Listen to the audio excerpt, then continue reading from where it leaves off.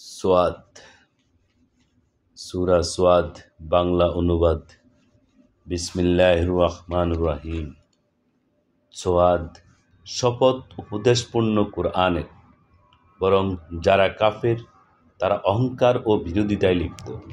তাদের আগে আমি কত জনগোষ্ঠীকে ধ্বংস করেছি, অতঃপর তারা আর্তনাদ করতে শুরু করেছে, কিন্তু তাদের নিষ্কৃতি লাভের সময় ছিল না। তারা বিস্ময়বোধ করে যে তাদের কাছে তাদের মধ্য থেকে একজন সতর্ককারী আগমন করেছে, আর কাফেররা বলে, এ তো এক মিথ্যাচারী জাদুকর। সে কি বহু উপাস্যের পরিবর্তে এক উপাস্যের উপাসনা সাব্যস্ত করে দিয়েছে? নিশ্চয়ই এটা এক বিস্ময়কর ব্যাপার। তাদের কতিপয় বিশিষ্ট ব্যক্তি একথা বলে প্রস্থান করে যে, তোমরা চলে যাও এবং তোমাদের উপাস্যদের পূজায় দৃঢ় থাকো। নিশ্চয়ই এই বক্তব্য কোনো বিশেষ উদ্দেশ্য প্রণোদিত। আমরা সাবেক ধর্মে এই ধরনের কথা শুনিনি। এটা মন গড়া ব্যাপার বই নয়। আমাদের মধ্য থেকে শুধু কি তারই প্রতি উপদেশ বাণী অবতীর্ণ হলো? বস্তুত ওরা আমার উপদেশ সম্পর্কে সন্দিহান, বরং ওরা এখনো আমার মার আস্বাদন করেনি। নাকি তাদের কাছে আপনার পরাক্রান্ত দয়াবান পালনকর্তা রহমতের কোনো ভাণ্ডার রয়েছে? নাকি নবমণ্ডল ও ভূমণ্ডল এত দুবয়ের মধ্যবর্তী সব কিছুর উপর তাদের সাম্রাজ্য রয়েছে? থাকলে তাদের আকাশে আহরণ করা উচিত রশি ঝুলিয়ে। এক্ষেত্রে বহু বাহিনীর মধ্যে ওদেরও এক বাহিনী আছে যা পরাজিত হবে। তাদের পূর্বেও মিথ্যারোপ করেছিল নূহের সম্প্রদায়, আদে কিরক বিশিষ্ট ফেরাউন, সামুদ, লুতের সম্প্রদায় ও আইকার লোকেরা। এরাই ছিল বহু বাহিনী। এদের প্রত্যেকেই পয়গম্বরের প্রতি মিথ্যারোপ করেছে, ফলে আমার আযাব প্রতিষ্ঠিত হয়েছে। কেবল একটি মহানাদের অপেক্ষা করছে, যাতে দম ফেলার অবকাশ থাকবে না।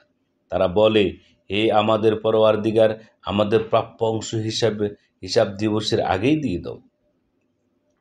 তারা বলে, তাতে আপনি সবর করুন। তারা যা বলে তাতে আপনি সবর করুন এবং আমার শক্তিশালী বান্দা দাউদকে স্মরণ করুন। সে ছিল আমার প্রতি প্রত্যাবর্তনশীল। আমি পর্বতমালাকে তার অনুগামী করে দিয়েছিলাম। তারা সকাল সন্ধ্যায় তার সাথে পবিত্রতা ঘোষণা করত, আর পক্ষীকুলও যারা তার কাছে সমবেত হতো সবাই ছিল তার প্রতি প্রত্যাবর্তনশীল। আমি তার সাম্রাজ্যকে সুদৃঢ় করেছিলাম এবং তাকে দিয়েছিলাম প্রজ্ঞা ও ফায়সালাকারীর বগ্নিতা।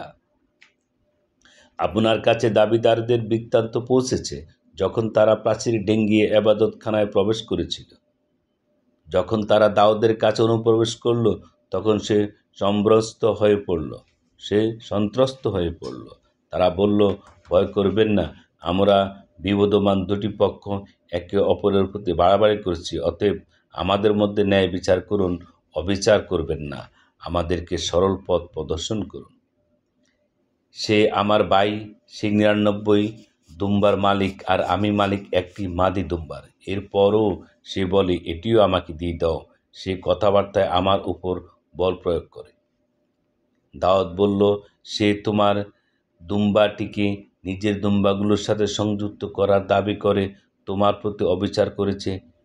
শরীকদের অনেকেই একে অপরের প্রতি জুলুম করে থাকে, তবে তারা করে না যারা আল্লাহর প্রতি বিশ্বাসী ও সৎকর্ম সম্পাদনকারী।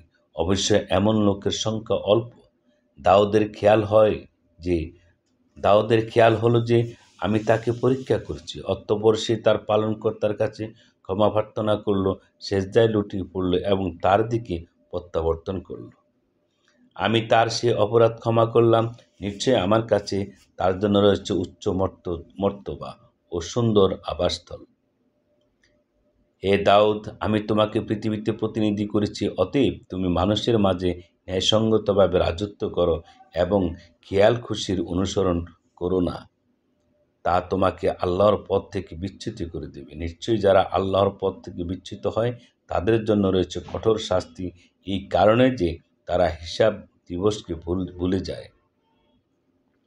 আমি আসমান ও জমিন ও এত দুবয়ের মধ্যবর্তী কোনো কিছু অযথার সৃষ্টি করিনি। এটা কাফেরদের ধারণা। অতএব কাফেরদের জন্য রয়েছে দুর্ভোগ, অর্থাৎ জাহান্নাম। আমি কি অবিশ্বাসী ও সৎকর্মশীলদেরকে পৃথিবীতে বিপর্যয় সৃষ্টিকারী কাফেরদের সমতুল্য করে দেব? না, খোদা বিরোধীদেরকে পাপাচারীদের সম্মান করে দেব। খোদা বিরোধীদেরকে পাপাচারীদের সম্মান করে দেব। এটি একটি বরকতময় কিতাব যা আমি আপনার প্রতি বরকত হিসাবে অবতীর্ণ করেছি, যাতে মানুষ এর আয়াতসমূহ লক্ষ্য করে এবং বুদ্ধিমানগণ তা যেন অনুধাবন করে। আমি দাউদকে সুলাইমান দান করেছি। সে একজন উত্তম বান্দা। সে ছিল প্রত্যাবর্তনশীল। যখন তার সামনে অপরাহ্নে উৎকৃষ্ট অশ্বরাজি পেশ করা হলো, তখন সে বলল, আমি তো আমার পরওয়ারদিগারের স্মরণে বিস্মিত হয়ে সম্পদের মহব্বতে মুগ্ধ হয়ে পড়েছি, এমনকি সূর্য ডুবে গেছে। এগুলোকে আমার কাছে ফিরিয়ে আনো। অতঃপর সে তাদের পা ও গলদেশ ছেদন করতে শুরু করল। আমি সুলাইমানকে পরীক্ষা করলাম এবং দেখিয়ে দিলাম তার সিংহাসনের উপর একটি নিষ্প্রাণ দেহ। অতঃপর সে রুজু হল। সুলাইমান বলল, হে আমার পালনকর্তা, আমাকে মাফ করুন এবং আমাকে এমন সাম্রাজ্য দান করুন যা আমার পরে আর কেউ পেতে পারবে না। নিশ্চয় আপনি মহাদাতা। তখন আমি বাতাসকে তার অনুগত করে দিলাম, যা তার হুকুমে অবাধে প্রবাহিত হতো যেখানে সে পৌঁছাতে চাইত। আর সকল শয়তানকে তার অধীনে করে দিলাম, অর্থাৎ যারা ছিল প্রাসাদ নির্মাণকারী ও ডুবুরি, এবং অন্য আরও অনেককে অধীনে করে দিলাম। তারা আবদ্ধ থাকত শৃঙ্খলে।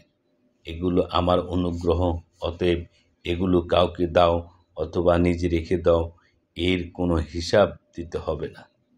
নিশ্চয়ই তার জন্যে আমার কাছে রয়েছে মর্যাদা ও শুভ পরিণতি।